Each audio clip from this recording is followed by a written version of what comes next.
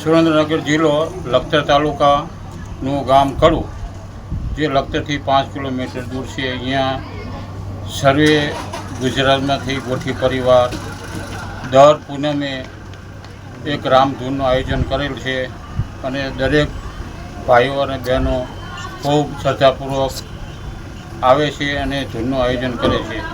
અને સાથે સાથે ગામ લોકોનો સહયોગ અને કડું પરિવારના સહયોગથી સુંદર મજાનું એક આયોજન ધૂનનું થાય છે અને ખૂબ જ અમે ધન્યતા અનુભવીએ છીએ.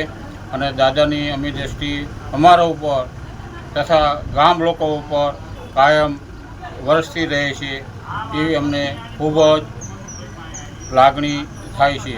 અને બીજું કે આવી વરસાદી વાતાવરણમાં પણ ભાવિ ભક્તો સારા એવા પ્રસંગમાં ઉમટી પડેલ છે અને સાથે ધૂન પૂરણ કરીને એક સુંદરમય સમૂહ ભોજનનું મહાપ્રસાદનું એક આયોજન કરેલ છે.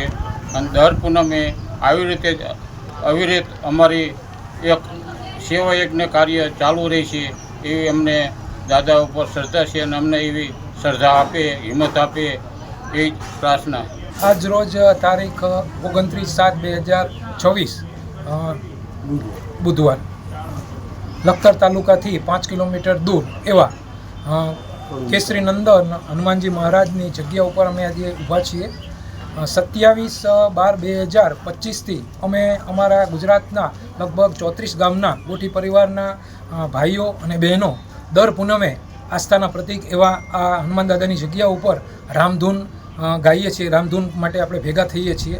આજ રોજ હળવદ તાલુકાના સાપવાડા ગામના બુટ ભવાનીના સ્થાનકના રામાપીર ધૂન મંડળ દ્વારા ખૂબ જ ભવ્ય રીતે આજ ધૂનનું આયોજન કરેલ અને એમાં લગભગ 150થી 200 ગોઠી પરિવારના ભાઈઓ અને બહેનોએ ભાગ લઈ આજનું વાતાવરણને ખૂબ ભક્તિમય બનાવી અને વાતાવરણ ખૂબ સુંદર બનાવી અમારા હનુમાન દાદા અમારા ગોઠી પરિવારના તમામ ઉપર આસ્થાના પ્રતીક એવા હનુમાન દાદા અમારા ઉપર કાયમ માટે એની અમી દ્રષ્ટિ રહે છે. અમારું ગમે ત્યારે ધાર્યું કામ અમારા દાદા પૂર્ણ કરે છે. બોલીએ શ્રી મારુતિ નંદન હનુમાનજી મહારાજની જય.